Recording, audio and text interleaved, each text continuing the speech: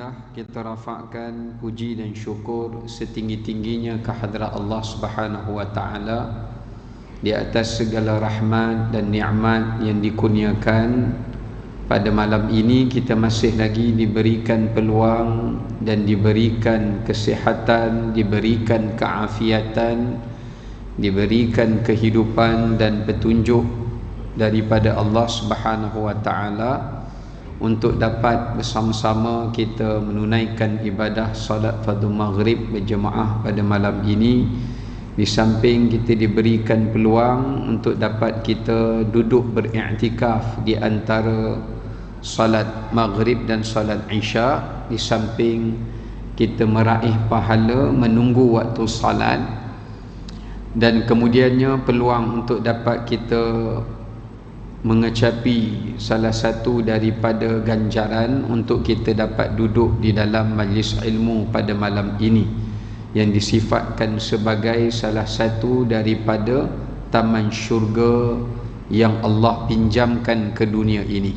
Jadi moga-moga dengan semua kebaikan-kebaikan itu yang kita himpunkan pada malam ini, ia menjadi asbab untuk kita beroleh syurga yang hakiki di hari akhirat, dan Allah Subhanahu wa taala mempertemukan kita semua di akhirat nanti, dan moga-moga kita dapat memberikan persaksian yang baik di atas kebaikan masing-masing yang menjadi salah satu daripada jalan untuk kita memperolehi keampunan, kerahmatan dan juga memperolehi syurga Allah Subhanahu wa taala. Allahumma amin.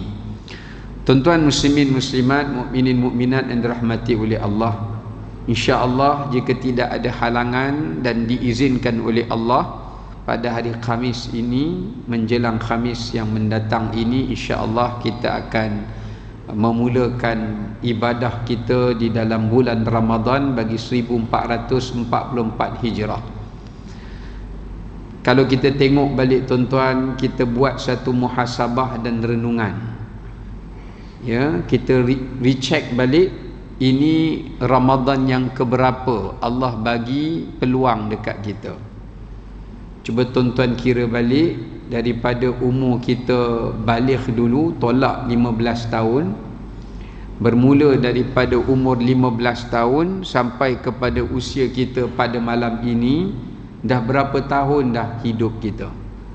Dalam berapa tahun itu kita nak lihat, kita nak muhasabah, kita nak mengoreksi semula, ya, kita nak mengoreksi semula berapa kali dah Ramadan Allah bagi peluang dekat kita, yang mana mungkin ada di antara kita, keluarga kita, saudara kita, kawan kita, jiran kita, teman kita, adik-beradik kita, yang mereka tak dapat peluang itu seperti mana yang Allah beri kepada kita sehingga ke tahun ini. Di situlah sepatutnya kita kena berfikir, dan kita perlu mengecapi dan menzahirkan rasa kesyukuran kepada Allah Subhanahu wa taala. Kerana kata para ulama, barangkali jika Allah masih memberi peluang kepada kita pada Ramadan tahun ini, mungkin kerana Ramadan yang sebelum-sebelum ini belum yang terbaik. Jadi Allah Ta'ala nak bagi peluang supaya Ramadan ini adalah Ramadan yang terbaik. Barangkali juga kerana sebelum daripada ini, amalan kebaikan kita pada ilmu Allah belum lagi mencukupkan dan melayakkan kita untuk ke syurganya. Jadi Allah Ta'ala bagi kita peluang dengan kehadiran Ramadan untuk mencukupkan segala kebaikan-kebaikan di atas timbangan amalan yang baik itu. Barangkali juga kerana di sana masih lagi ada sisa-sisa baki dosa yang belum ditinggalkan atau yang belum diampunkan oleh Allah Ta'ala. Jadi Allah Ta'ala bagi peluang kepada kita Ramadan pada tahun ini supaya sisa-sisa dosa itu digugurkan, dihapuskan dan diampuni oleh Allah Subhanahu wa Ta'ala. dan ia menjadi asbab kita melakukan taubatan nasuha dan menjauhi dosa-dosa yang baharu. Kita tidak tahu tuan-tuan. Tapi saya nak sebutkan tentang sebuah hadis daripada Nabi sallallahu alaihi wasallam. Ada 3 orang sahabat yang mana mereka ini adalah teman karib atau teman akrab, teman rapat kepada seorang sahabat yang bernama Abu Sa'id al-Khudri radhiyallahu an. Gelarannya Abu Sa'id, namanya Sa'ad bin Malik bin Sinan radhiyallahu an. Abu Sa'id dia kata 3 orang sahabat dia ini, daripada 3 orang itu 2 daripadanya telah mati syahid di medan perang, medan jihad tuan-tuan. Pergi perang bersama dengan Nabi SAW, itu adalah jihad yang akbar. Kalau kita pergi perang dengan tentera Islam, beda dengan kita pergi perang Nabi SAW bersama-sama dalam peperangan itu, tidak sama. Kerana kalau kita pergi perang bersama dengan tentera Islam, kita pergi perang kerana nak membela agama Allah. Tapi kalau kita pergi perang bersama dengan Nabi SAW, kita nak bela 2. Satu nak bela agama Allah, satu lagi nak bela, nak jaga batang tubuh Nabi SAW supaya Nabi tak terbunuh. Jadi ada 2 kebajikan dekat situ. Tapi sahabat ini syahid di dalam medan perang. Adapun seorang lagi sahabat, teman Abu Sa'id ini tak syahid. Walaupun dia pergi perang, Allah tak takdirkan dia syahid di medan perang. Dia hidup selama beberapa tahun. Dia bertemu dengan Ramadan, dia salat malam dengan Nabi SAW, puasa Ramadan bersama Nabi SAW, bersedekah di bulan Ramadan. Setelah beberapa tahun dia meninggal dunia, tidak dalam keadaan syahid. Tapi Abu Sa'id bermimpi, dalam mimpinya temannya yang meninggal kerana sakit, bukan kerana syahid itu, mendahului 2 orang sahabatnya masuk ke dalam syurga. Dia tengok kawan dia tu, malaikat panggil nama dia dulu, Fulan bin Fulan, mari masuk syurga. Patutnya kalau meninggal kemudian, masuk kemudian lah. Pasal apa masuk dulu? Dipanggil, lalu dipelawa, dia bawa masuk ke syurga. Kemudian baru diseru 2 orang lagi temannya yang meninggal syahid itu masuk ke dalam syurga. Jadi Abu Sa'id tanya kepada Nabi SAW, ya Rasulullah, apakah yang menyebabkan saudaraku itu, amalan apa yang dia buat sehinggakan amalannya mendahului kedudukan amalan temannya yang syahid? Maka Nabi SAW jawab, bukankah saudara kamu, teman kamu itu telah diberikan oleh Allah dalam tempoh Allah lanjutkan umurnya? Bukankah dia telah diberikan tempoh beberapa kali Ramadan? Benar. Maknanya peluang dia dapat jumpa Ramadan banyak kali. Tidakkah pada setiap Ramadan itu juga dia beroleh Lailatul Qadar? Ya benar. Maka demi Allah, kamu saksikan jarak mereka di dalam syurga antara langit dan bumi. Agak-agak tuan-tuan, langit dengan bumi tinggi apa jauh? Kita pun tak mengiranya. Tak ada alat nak menghitungnya. Yang kita kira naik ke bulan tu pun langit dunia, bukan langit pertama. Langit pertama tak sampai lagi.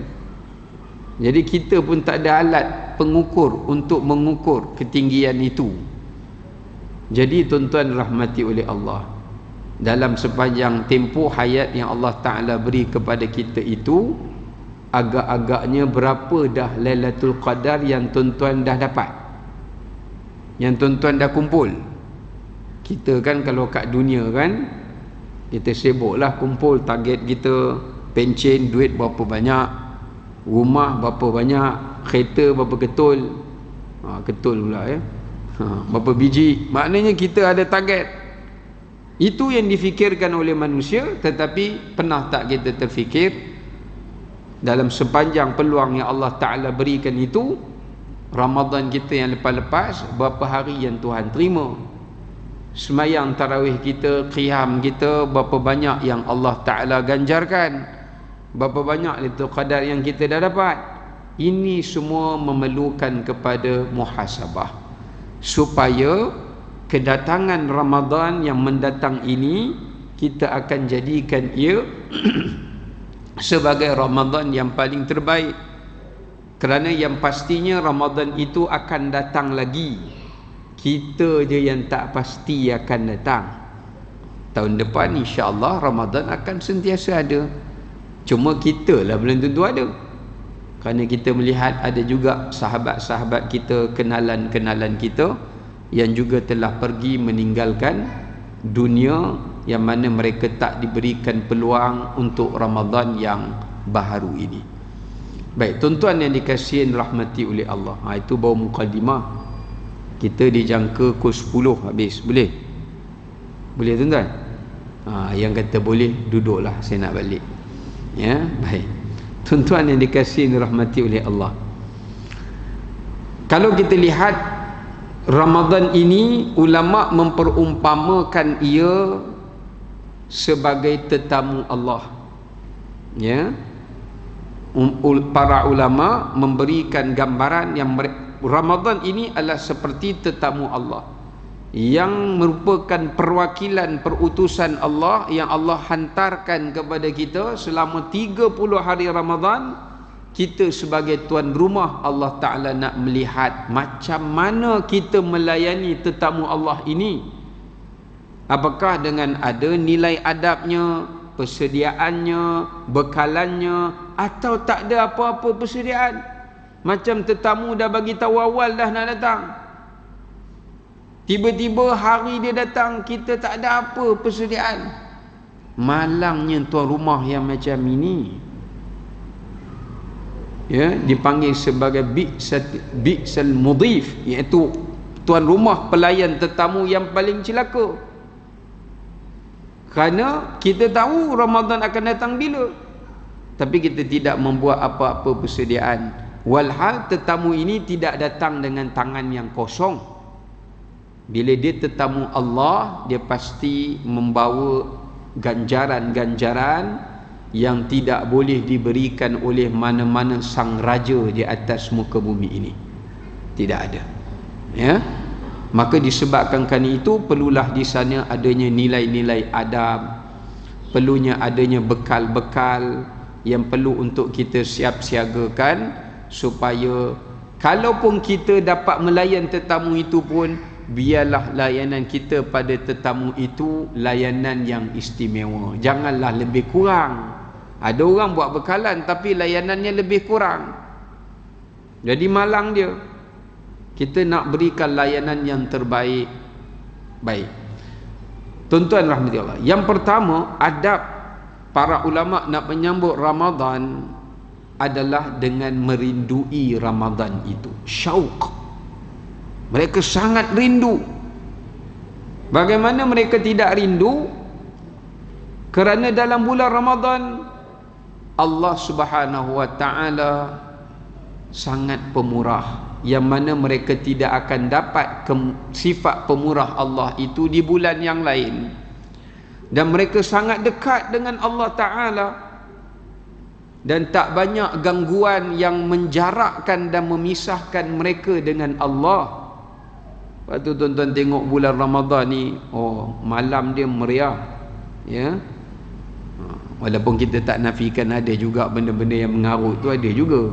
Tapi nak katakan dia punya pengimarahan tu, kita boleh nampak keberkatannya itu. Maka di sini menunjukkan kepada kita mereka merindui Ramadan. Sehingga kan Mu'alla ibn Fadal 6 bulan sebelum kedatangan Ramadan lagi, mereka dah berdoa kepada Allah panjangkan umur mereka sehinggalah mereka bertemu dengan bulan Ramadan.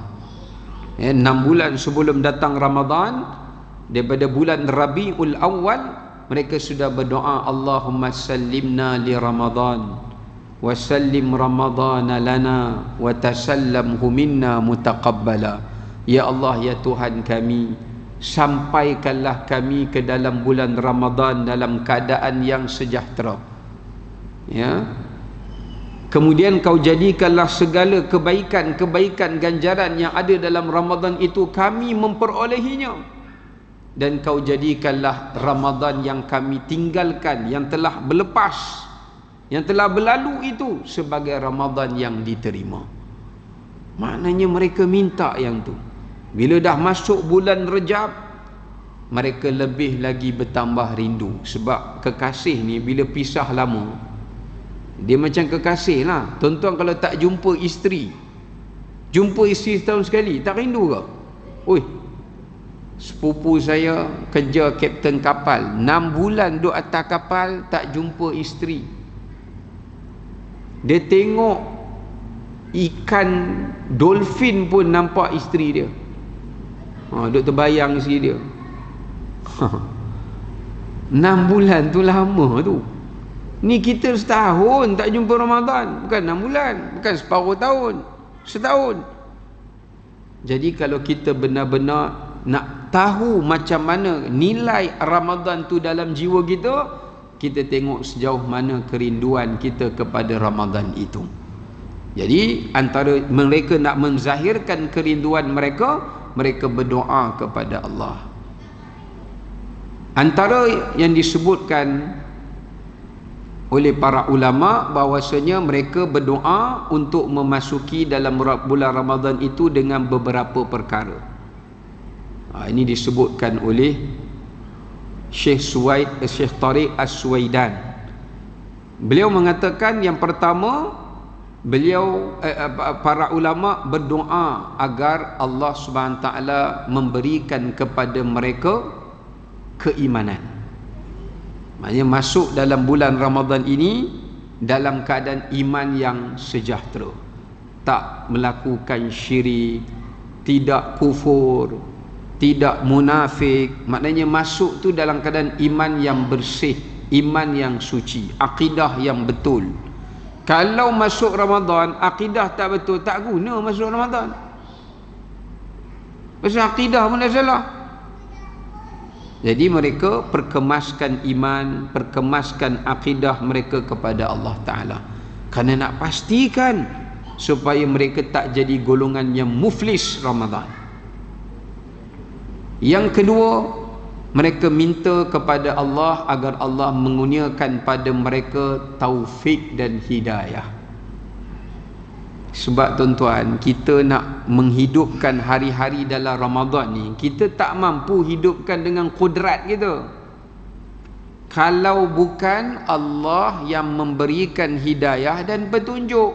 Tuan-tuan hadir malam ini pun dengan hidayah Allah. Ya, memang kita ada usaha nak datang, tapi yang menggerakkan usaha kita tu siapa? Sebab tu Allah Ta'ala kata, wa man yudlilhu fala hadiyalah.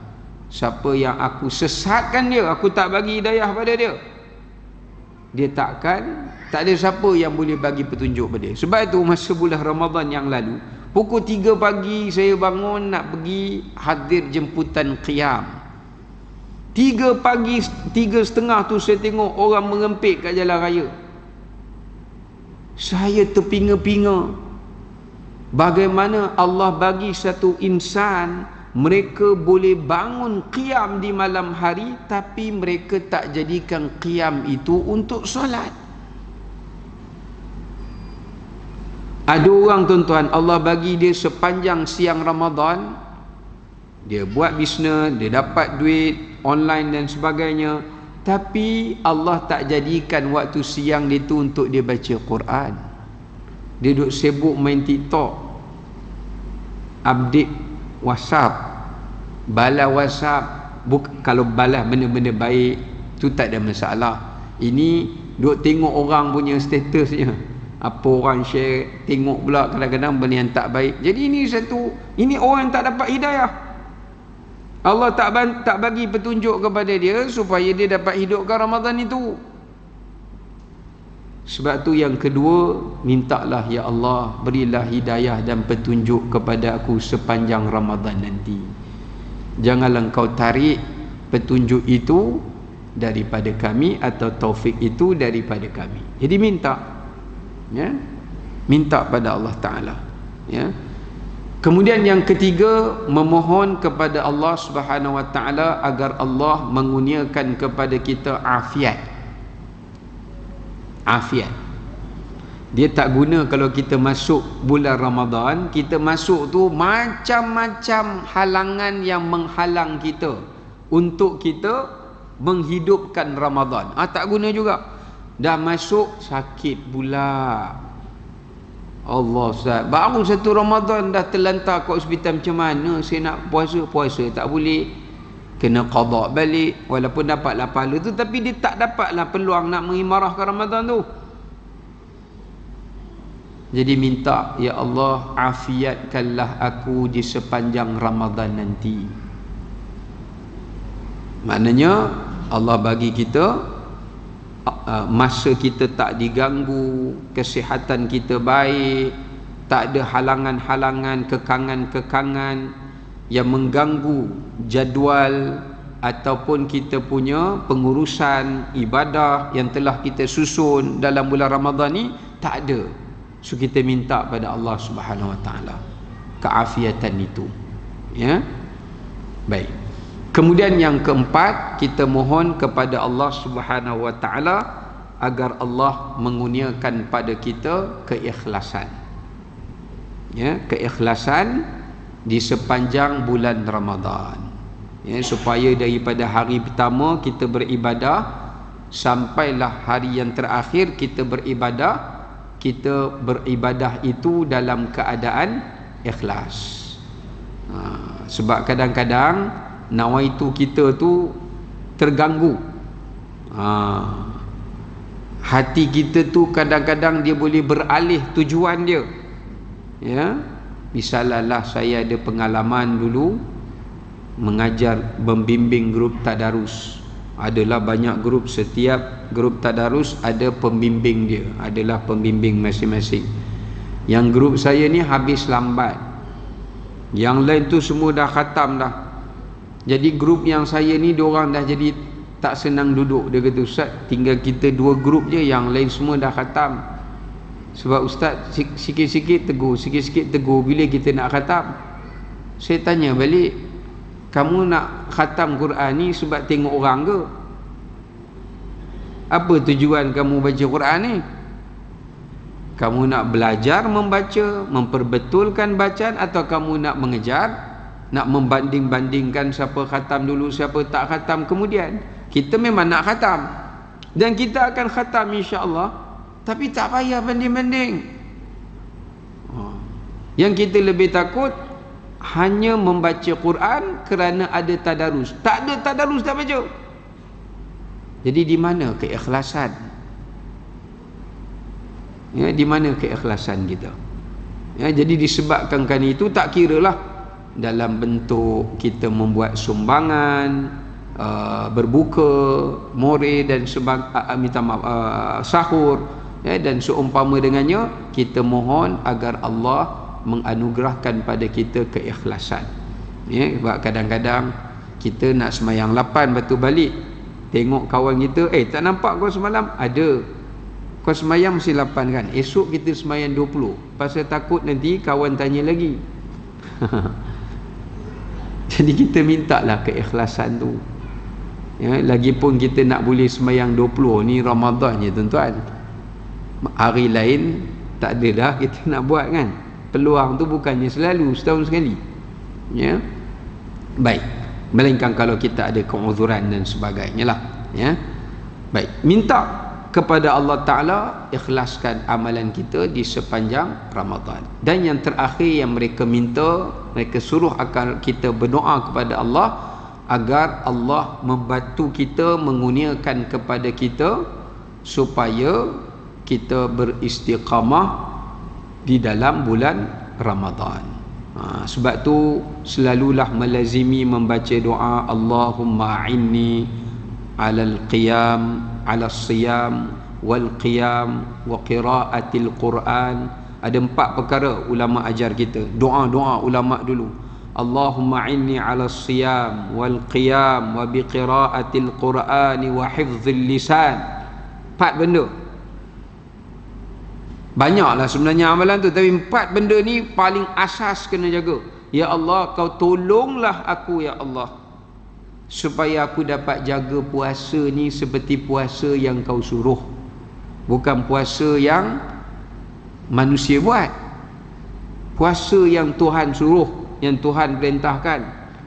Dan kau tolonglah aku ya Allah untuk menghidupkan qiyam. Minta pada Allah Ta'ala qiyam, bagi tenaga kat kita, ya. Sebab nak qiyam mulai ni bukan kira nak semayang malam ni dia kena pakai kudrat, tuan-tuan. Dan kudrat tu bukan sebab makan. Wih, ada orang makan banyak 2 rakaat pancit dah. Ji tadi makan tambah, itulah pasal. Baru 4 rakaat, itulah 4 pun nak goyang ni. Ni rasa nak kena left group ni, tak boleh tahan lah. Nantilah saya sambung balik. Memang tak sambung lah kan. Dia nak hidupkan malam Ramadan ni bukan sebab buka puasa tu kena makan banyak. Dah ada orang makan sikit, semayang dia panjang, semayangnya sampai habis, kerana yang pentingnya berkat itu. Kalau yang banyak, yang datangkan kudrat tu Allah Ta'ala, kalau banyak tu tidak ada berkat, dia akan menghasilkan sedikit. Tapi kalau yang sedikit tu ada berkat, dia akan menghasilkan yang banyak. Maka disebab tu minta ya Allah berilah kekuatan untuk qiyam dan membaca Quran.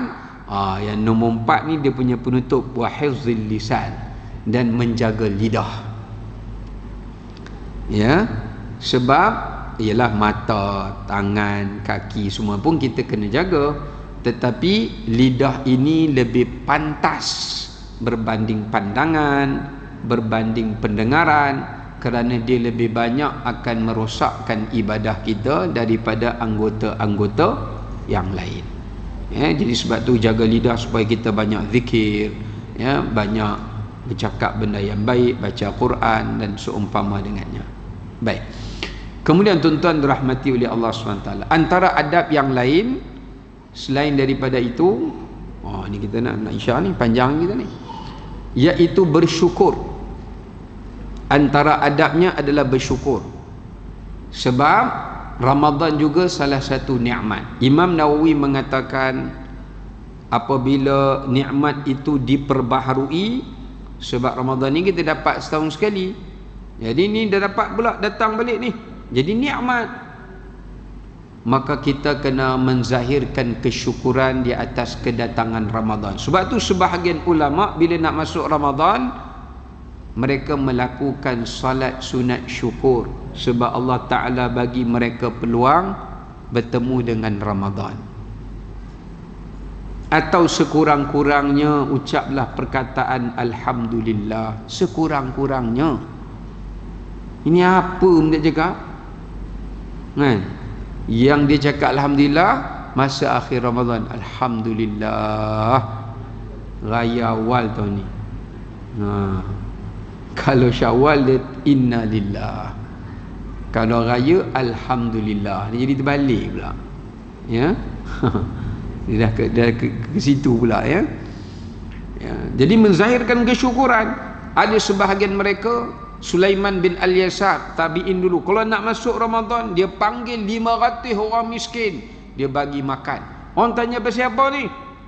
Seronok Ramadan nak datang. Ramadan kan bulan memberi orang makan, orang-orang yang berpuasa makan. Ni mana orang yang lapar lah. Jadi sebelum kamu nak masuk Ramadan, aku nak menzahirkan kesyukuranku. Apa salahnya nak masuk Ramadan? Ni baki-baki malam ni hantarlah air mineral ke kan? Infak mana yang kita mampu, sikit-sikit pun tak apa, roti ke apa ke kita bagi. Jarang kita tengok jemaah kita buat doa selamat ni. Doa apa ni? Bukan doa selamat, doa majlis kesyukuran. Kesyukuran apa ni Ji? Dapat cucu ke? Tak.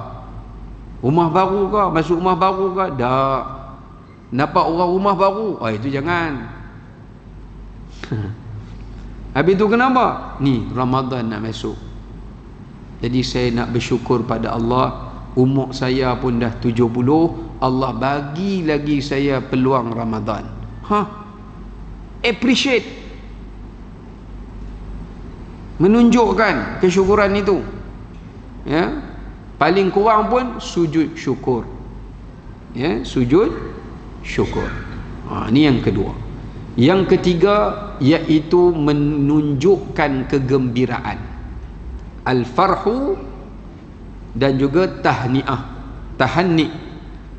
Maknanya Nabi SAW bila nak menjelang masuk Ramadan, baginda jumpa sahabat Nabi SAW, baginda jumpa para sahabat ridwanullah alaihim ajma'in, baginda akan ucapkan ucapan menyambut Ramadan.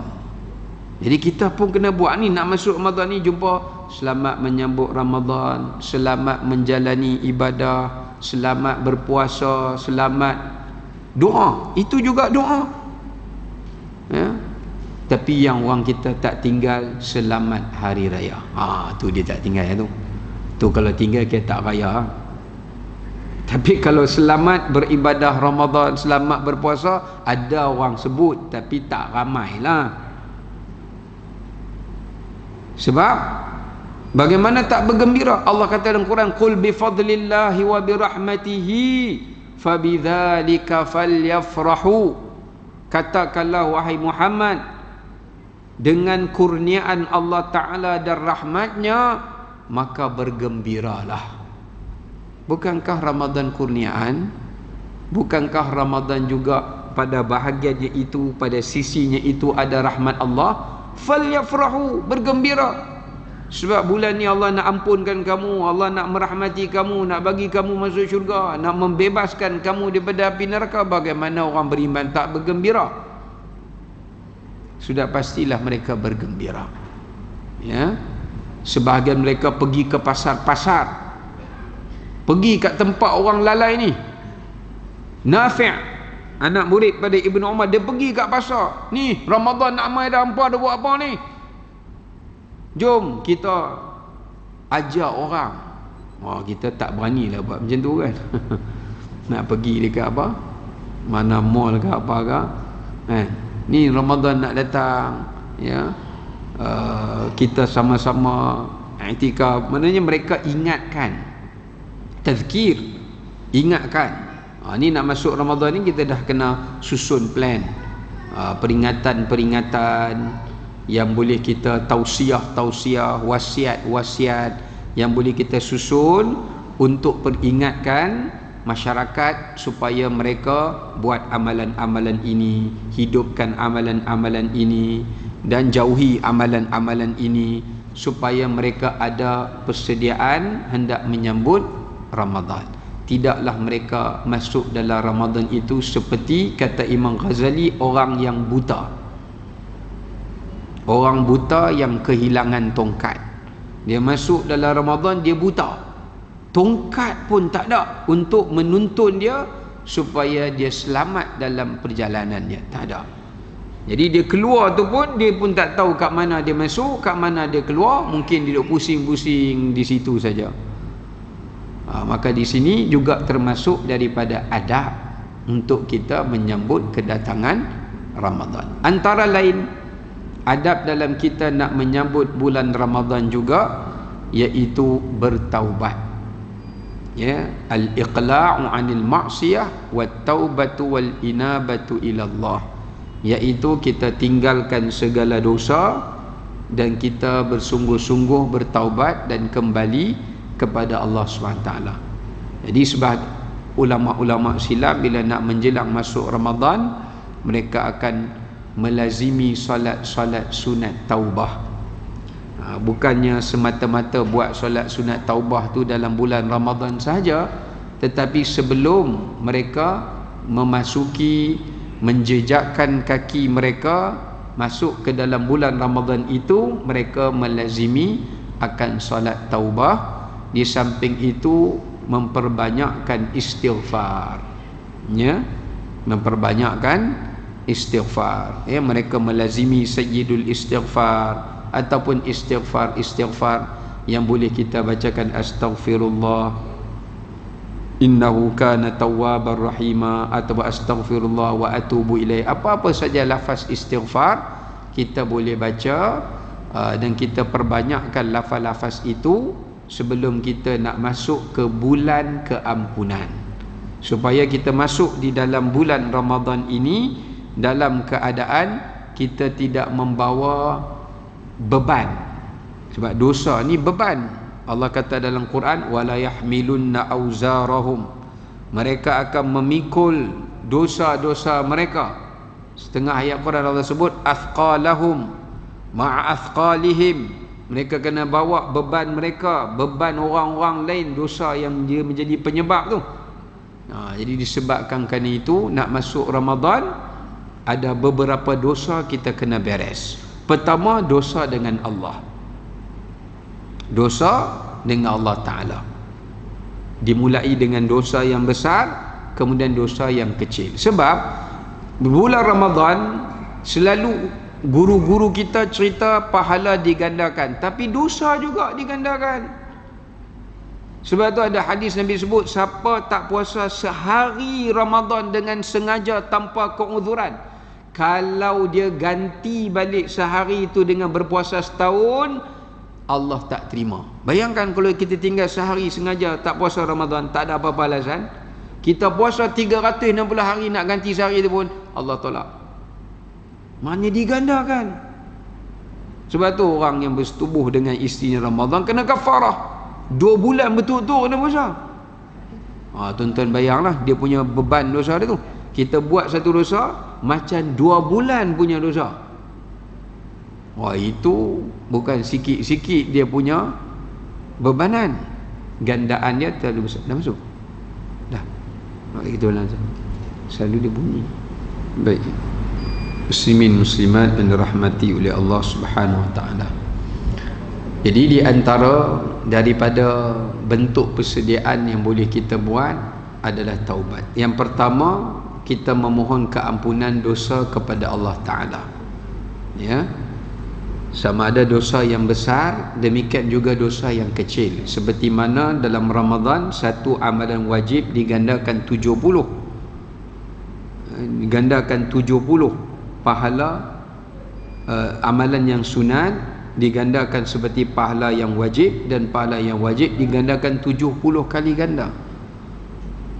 Kana kaman adda sab'ina faridah. Kalau siapa yang membuat satu benda sunat, dia dapat pahala yang wajib. Demikian juga dosa yang kecil boleh menjadi besar, dan yang besar boleh digandakan. Ya. Yang kedua, termasuklah dalam konteks yang sebut ni, yang keduanya adalah dosa yang membabitkan seseorang itu dengan manusia.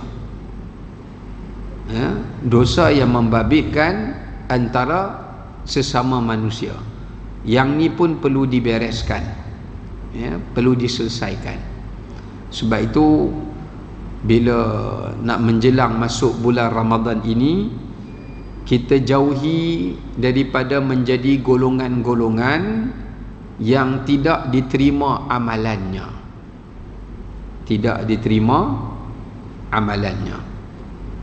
Yang pertama yang kita perlu jauhi adalah daripada menjadi seperti mana yang disebut dalam banyak para ulama susun berdasarkan riwayat-riwayat hadis yang disebutkan oleh baginda Nabi SAW.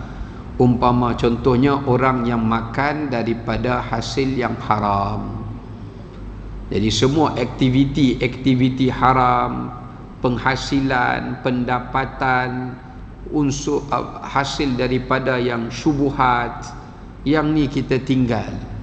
Sebab kadang-kadang saya sedih, ada orang 30 hari Ramadan semayang tarawih 20 rakaat tak pernah miss. Dia nak dapatkan pahala qiyam tu, berdoa tiap-tiap kali waktu berbuka, tapi bila dia kerja tempat haram. Dia kerja tempat haram. Tidak haram pun syubhat. Bagaimana doa dia nak mustajab? Bagaimana amalan yang Allah nak terima? Sedangkan baginda Nabi sallallahu alaihi wasallam sebut, luqmata ahadikum, kalau satu suapan diambil daripada benda yang haram pun tidak diterima selama 40 sabaha, 40 hari Allah tak terima amalannya. Sebab tu yang ni pun kita nak kena tengok balik kerja kita, niaga apa kan, macam mana boleh dapat. Yang ni pun nak kena tengok juga. Bukan ibadat saja kita nak tengok, sebab kerja juga satu ibadah. Kemudian termasuk juga daripada golongan yang kita kena jauhi itu adalah golongan yang hasad. Seperti mana pada malam nisfu Sya'ban, orang yang hasad, Allah tak terima amalannya, tak diampunkan dia, tak dimustajabkan, tak diberikan rezeki, tak diberikan afiat. Begitu juga dengan Ramadan. Ni kita nak masuk Ramadan ni, dosa hati tu kena beres kan. Dosa hati tu duk tak apa hati kat orang, pi santau orang, pi kata macam-macam lah ya. Yang ni pun kita kena selesaikan. Kemudian adalah golongan yang syahna, yakni golongan yang mutakhasim, iaitu orang yang memutuskan silaturahim. Yang ni pun kita nak kena hubungkan balik. Sebab tu nak masuk Ramadan, bolehlah kita hidupkan amalan bermaafan. Kita tulis kepada ibu ayah, kepada keluarga, kepada adik-beradik, kepada jiran tetangga, rakan-rakan yang memang rapat dengan kita. Kita katalah kalau ada terkata bahasa, kalau kita ada berbuat perangai, perbuatan yang menyakitkan hati mereka, jadi kita minta maaf dan kita minta halal kepada mereka ya. Jadi kita hidupkan suasana yang disebut sebagai suasana saling bermaaf-maafan ini ya, dan membuang dan menghubungkan balik kembali hubungan silaturahim. Sebab tu yang ni pun kita nak kena jaga. Kerana dalam kesibukan kita beribadah dalam bulan Ramadan, kadang-kadang kita terlupa satu sudut dari sudut menjaga silaturahim. Ini pun penting ya. Kadang-kadang kita duk fokus sibuk ibadah, kita terlupa untuk bertanya khabar mak ayah kita di kampung. Kalau kita yang merantau ni, kita terlupa tanya khabar mereka di sana. Mereka berbuka apa, makan dengan apa. Kalau mak ayah kita dah tak ada, mak ayah mertua kita. Kalau dia tak ada, mak dan ibu bapa saudara kita. Tanggungjawab tu dia tak berakhir. Jadi kita kena tanya. Hubungan-hubungan ini juga perlu dijaga, kerana ia juga salah satu daripada amalan-amalan yang diperintahkan kita untuk menghidupkannya di dalam bulan Ramadan. Bukan sekadar ibadat yang khusus, tetapi juga ia termasuk dalam ibadat-ibadat yang umum ya. Yang ni pun kita nak kena bereskanlah, nak kena lakukan dengan yang terbaik ya. Baik, itu yang keduanya. Dan yang ketiganya adalah membabitkan berkenaan dengan hutang piutang dan tanggungjawab yang belum diganti dan dibayar. Ini pun nak kena selesai. Sebelum nak masuk Ramadan, ada hutang dengan Allah Ta'ala, yang ni nak kena selesaikan, nak kena bereskan, supaya kita tak bawa beban hutang itu di dalam bulan Ramadan nanti. Kecuali kalau solat yang lama-lama sangat tu tinggal tak habis nak qada tu, tak apalah. Sebab tu saya syorkan, ada yang berpandangan, ada ulama berpandangan, kita selesaikan di awal itu mana hutang yang tertunggak yang boleh diselesaikan terus. Tapi kalau terlalu banyak, boleh kita nak memilih bulan Ramadan sebagai bulan untuk kita menggantikan, sebab pahala itu diganda. Contoh semayang kita tinggal 20 tahun, contoh kan ya, tertinggal lama dulu, jadi kita nak qada pun tak habis lagi, kita sambung lebihkan qada itu dalam bulan Ramadan. Maknanya apa yang kita nak gantikan tu, kita lebihkan gantian itu pada bulan Ramadan. Zakat yang dulu 5 tahun niaga tak bayar, 10 tahun niaga tak bayar, gantikan mana yang kita dah yang tahun lepas kita bayar sebelum Ramadan, yang selebihnya kita boleh lunaskan ia di dalam tunggakan itu di dalam bulan Ramadan, kerana kita nak meraih gandaan itu. Tapi mana yang tak dibayar tahun lepas itu perlu disegerakan sebelum Ramadan yang baru. Ini kita cerita, ulama kata kalau yang lama-lama dulu tu, yang tu memang tak boleh nak selesai terus. Tapi kita memperbanyakkan gantiannya itu di dalam bulan Ramadan. Contoh, katakanlah orang tu melanggar sumpah, dia kena bayar kafarah sumpah. So dia nak bayar kafarah sumpah, dia bayar dalam bulan Ramadan misalnya. Ya. Maknanya mana-mana yang dia boleh lunaskan itu dia pilih, tapi janganlah dia tangguh terlalu lama, ya, sebab takut menangguhkan sesuatu yang Allah perintahkan itu yang perlu disegerakan, itu juga dosa kalau ditangguhkan. Sebab itulah saya ingat nak taubat dalam Ramadan lah, lebih sikit tak boleh lah tangguhkan taubat, itu pun dosa. Sebab mana yang disuruh disegerakan, kecuali dalam beban yang banyak. Termasuklah hutang-hutang kita dengan manusia, yang ni pun kita nak kena selesaikan.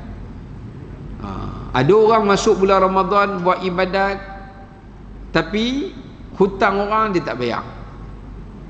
Ini masalah. Cuma kalau hutang dengan bank tu kita tak boleh lah nak bayar habis kan.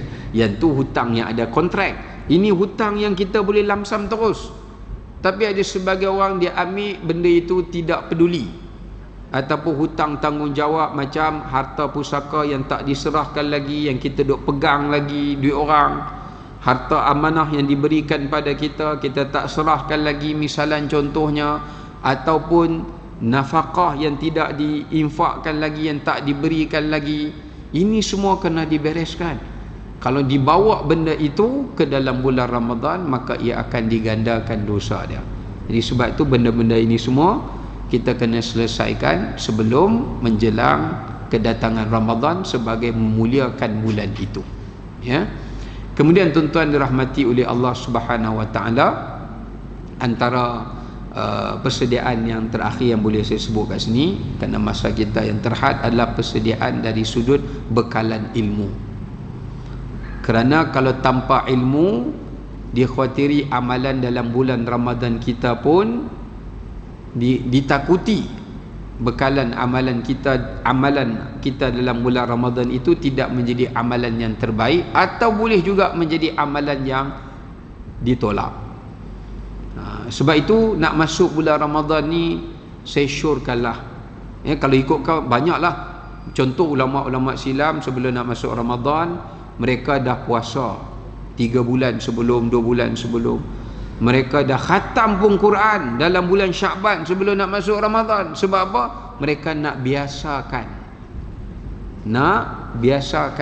nak ambil momentum tu. Sebab tu mereka boleh khatam, Imam Syafi'i boleh khatam 60 kali dalam sebulan Ramadan. Kita kalau baru masuk tu baru nak buka Quran, macam mana nak boleh khatam sebanyak tu? Maksudnya mereka dah latih tubi benda tu sebelum tu dah, sehingga kan benda tu dah jadi sebagai alah bisa tegal biasa. Benda tu dah jadi common sangat bagi dia, tak ada apa dah, tak penat pun. Orang dah biasa semayang malam, masuk Ramadan mereka gandakan lagi. Baik, itu tentang amalan lah. Cuma saya nak sebut kat sini ilmu tu. Pastikan nak masuk Ramadan ada ilmu. Antaranya ilmu dalam menyusun waktu-waktu Ramadan. Tu pun kena ada ilmu. Pagi apa amalan terbaik, kita kena rancang dah. Waktu duha apa amalan terbaik, waktu zuhur apa amalan terbaik, asar apa dia, maghrib apa dia, isya apa dia. Ambil peluang ni, kita susun amalan itu dengan baik. Kalau saya nak cerita panjang lagi lah tuan-tuan. Contoh, sebelum subuh apa amalan yang terbaik? Kita bangun sahur tu istighfar. Sebab Allah sendiri sebut dalam Quran, wa bil ashari hum yastaghfirun. Istighfar, bangun sahur lah, tapi ambil peluang istighfar. Itu waktu meminta ampun yang terbaik, ya. Kemudian lepas subuh, apa yang terbaik amalan yang perlu untuk kita buat? Baca Quran. Lepas tu kita buat solat isyraq, jangan ditinggalkan sepanjang Ramadan. Kemudian kita susuli qabliyah subuh sebelum itu, kemudian dengan tahajud sebelum itu, kemudian disusuli dengan solat duha, ya, misalan contoh. Mana kita susun waktu tu dengan terbaik, solat duha, ya. Kemudiannya juga kita boleh susun waktu siang hari ini untuk i'tikaf, ya, untuk kita beriktikaf. Kemudian juga kita susun qabliyah zuhur, dan juga sebab sebelum waktu zuhur tu langit terbuka, itu juga waktu doa yang mustajab. Salah satu yang saya tengok ramai orang kita terlepas pandang, tuan-tuan, tak memperbanyakkan doa, ya, tidak memperbanyakkan doa. Sedangkan doa dalam Ramadan tu mustajab, apatah lagi ketika kita berpuasa, apatah lagi ketika hendak berbuka puasa. Itu adalah waktu yang doa-doa itu sangat mustajab. Tapi saya tengok tak ramai orang ambil peluang untuk berdoa, tak ramai, ya. Contoh berdoa masa waktu tergelincir matahari, diharamkan kita semayang sunat masa beberapa waktu sebelum zuhur tu. Itu waktu mustajab doa, tak ada orang doa masa tu. Demikian juga kita berdoa dalam beberapa antara azan dan iqamah. Kemudian doa juga, iaitu antara ni macam waktu kita sekarang ni maghrib dan isyak juga disebutkan pintu langit terbuka. Dan juga saya tengok antara amalan yang kita kena banyakkan, tapi bulan puasa ni kumur tu sederhana lah. Ada satu amalan yang kita dalam bulan tengah berpuasa ni kita boleh buat adalah solat sunat wuduk, ya, solat sunat wuduk. Sebab solat sunat wuduk ni dia tidak ada waktu haram, sebab dia solat yang bersebab. Kita ambil wuduk kita boleh solat, kita ambil wuduk kita boleh solat. Cuma risau jugalah kalau rajin sangat berwuduk tapi tak solat. Takut sambil dia kumur dia telan, bila dia kumur dia telan. Itu kita risau tu. Baik, jadi adakan ilmu untuk menyusun waktu amalan. Yang kedua, tuan-tuan, pastikan kita ada ilmu di dalam bulan Ramadan untuk kita melakukan amalan yang membolehkan kita pertama dapat rahmat Allah, yang kedua buat amalan-amalan yang menyebabkan kita dimerdekakan daripada neraka Allah, yang ketiga buat amalan-amalan yang menyebabkan supaya kita mendapat keampunan Allah. Banyaklah amalan-amalan tu, mungkin nanti para asatizah yang lain akan kongsikan. Cuma yang saya nak fokus ada 5 perkara tentang doa tadi sebagai penutup. Sebab saya sebut tadi, banyak saya tengok orang kita tak manfaatkan bulan Ramadan ni dengan bulan doa juga. Dia bukan bulan puasa, bulan qiyam saja, tapi dia juga bulan doa, ya, doa kita pada Allah. Oleh kerana malam Lailatul Qadar Allah takdirkan kita ajal, rezeki, umur kita, amalan kita, syurga atau neraka. Ini takdir yang Allah tentukan kita pada malam Lailatul Qadar. Jadi bermula daripada hari pertama Ramadan sampailah ke hari 29 atau hari yang ke-30, mintalah 5 perkara ini. Yang pertama, Allah takdirkan kepada kita ajal kita. Kita ni nak mati bila, semua Allah tulis. Kita pun tak tahu. Jadi mintalah, ya Allah, anugerahkanlah kepada aku kematian yang terbaik, husnul khatimah, pengakhiran yang baik. Sebab pengakhiran yang baik ni tak semua orang dapat, tak semua orang Allah rezekikan kematian yang terbaik. Jadi mintalah tuan-tuan sepanjang 30 hari Ramadan, selain pada tuan-tuan minta keampunan, kemaafan, kerahmatan dan sebagainya, minta juga pengakhiran yang baik. Nombor 2, Allah tulis umur dan usia kita. Bila ajal berkait dengan usia, minta juga keberkatan umur. Kalau Allah panjangkan umur kita, biar panjang itu dalam ketaatan, ketakwaan dan kebaikan. Jangan di akhir umur kita tu Allah jadikan kita dalam kehinaan. Sebab tu tuan-tuan kena baca salah satu doa yang Nabi minta, wa'udzubika min uradda ila ardhalil umur, dan aku berlindung kepadamu ya Allah daripada sehina-hina umur, iaitu kita tua, yang tua itu tak boleh beramal, bahkan menyusahkan anak-anak. Kita tak nak umur yang macam tu, ya. Nombor 3, kita minta kepada Allah Subhanahu Wa Taala agar mengurniakan pada kita rezeki yang terbaik. Sebab salah satu Allah tulis rezeki kita yang terbaik adalah Allah rezekikan kepada kita anak yang soleh, zuriat yang soleh, atau rezekikan pada kita amalan yang tidak terputus. Maksudnya amalan yang akan mengalir selepas kematian kita, ada legasi dia, ada penyambung dia. Dan yang keempat, Allah tulis tentang amalan kita baik atau buruk, kita mintalah amalan yang diterima dan amalan yang diredai oleh Allah, yakni amalan yang istiqamah dan sebagainya. Dan yang terakhir, Allah tulis kita ahli syurga ataupun ahli neraka. Masa itulah kita minta Allah merdekakan kita daripada neraka. Sebab tu antara doa yang kita kena banyakkan baca, Allahumma ja'alni min utaqaika minan nar.